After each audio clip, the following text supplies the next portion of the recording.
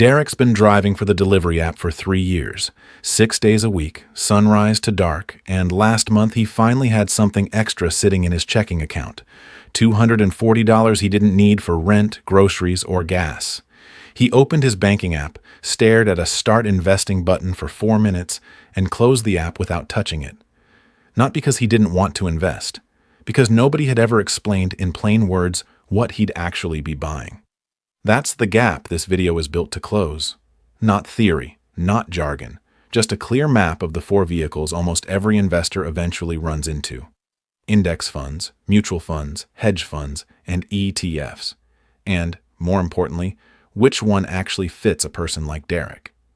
None of this is financial advice. Think of it as the explanation Derek wishes someone had given him before he closed that app. Here's a way to picture what a fund even is. Picture an apartment building where 40 families each own a slice of the property instead of one person owning the whole thing. Nobody has to fix the roof alone, mow the lawn alone, or find 40 renters alone. Everyone's money is combined. A manager or a system runs the building, and everyone shares in whatever the building earns. A fund works almost exactly like that, except instead of an apartment building, the shared property is a basket of stocks, bonds, or other assets.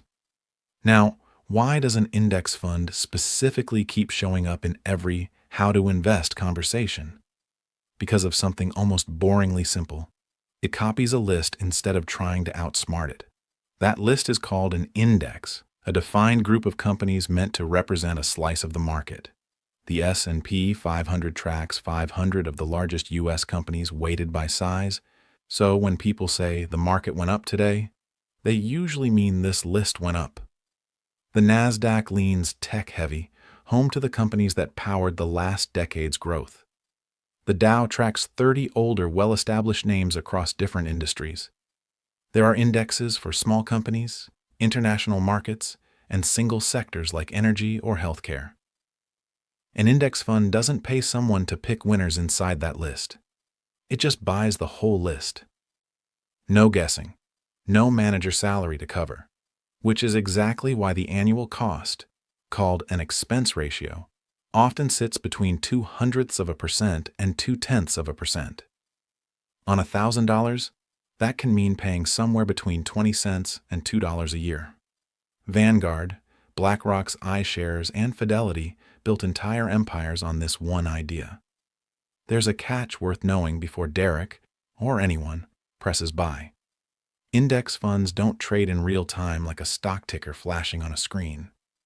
They're priced once a day after the market closes using something called net asset value, the total worth of everything the fund holds minus costs divided into shares. Place an order at 10 in the morning, and it still executes at that end-of-day price, sometimes even the next business day depending on the company. For someone investing for retirement decades out, that delay barely matters. For someone expecting stock-like control over the exact price, it can be a surprise. If you're finding this useful and want more videos that turn confusing money topics into something you can actually use, take a second to subscribe. Because the next part explains why some funds charge 10 times more than others, and whether that extra cost is ever worth paying. Mutual funds start from the same pooled money idea, but the philosophy flips. Instead of copying a list, a professional manager, sometimes a whole research team, actively decides what to buy and sell, chasing returns higher than a benchmark like the S&P 500. That active decision-making is the whole pitch. It's also where the cost climbs. Expense ratios for mutual funds commonly run from 0.5% to 1.5%, sometimes more, because someone's salary and research budget has to come from somewhere. Decades of performance studies keep landing on the same uncomfortable conclusion. Most actively managed funds fail to beat their benchmark over long stretches after fees are subtracted. That doesn't make mutual funds worthless. Some investors want access to a specific sector, a specific manager's track record, or markets an index doesn't cover. But the extra cost needs to buy something real, not just a feeling of control. Like index funds, mutual fund orders also settle at end-of-day pricing rather than instantly. Then there's the version built for an entirely different audience. Renata spent 22 years as an ER nurse before retiring with a pension healthy enough to qualify her as what regulators call an accredited investor, someone considered wealthy or experienced enough to legally access investments most people can't touch. That's who hedge funds are built for. A hedge fund pools money from wealthy individuals and institutions, then deploys it using tools most retail investors never see. Short selling, which profits when a price falls. Leverage, meaning borrowed money used to bet bigger than the actual cash on hand. And derivatives designed to squeeze out returns in almost any market condition. The upside can be dramatic. So can the downside. The fee structure reflects that gamble.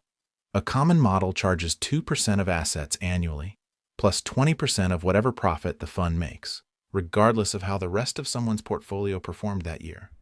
It isn't a hidden scam. It's simply priced for a different kind of investor with a different kind of risk tolerance, which leaves the option that behaves like a strange but useful hybrid, the ETF, or exchange-traded fund. Like an index fund, it usually tracks a list of companies passively, keeping fees low, typically somewhere between 0.03 and 0.75%.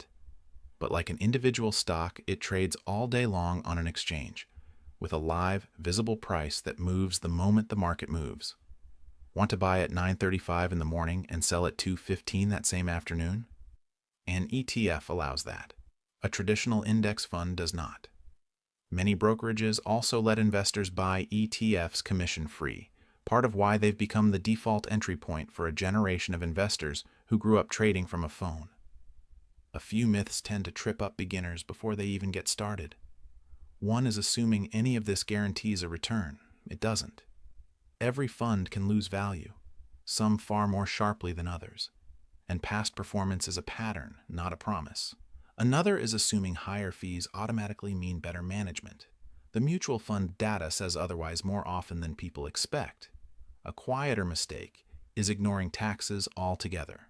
Funds held in a regular brokerage account can generate taxable gains and dividends every year, while retirement accounts like a 401k or an IRA let that same growth compound without an annual tax bill, which is exactly why account type matters just as much as fund type. So where does that leave Derek and his $240? For most everyday investors building long-term wealth, low-cost index funds or ETFs tend to do the heaviest lifting.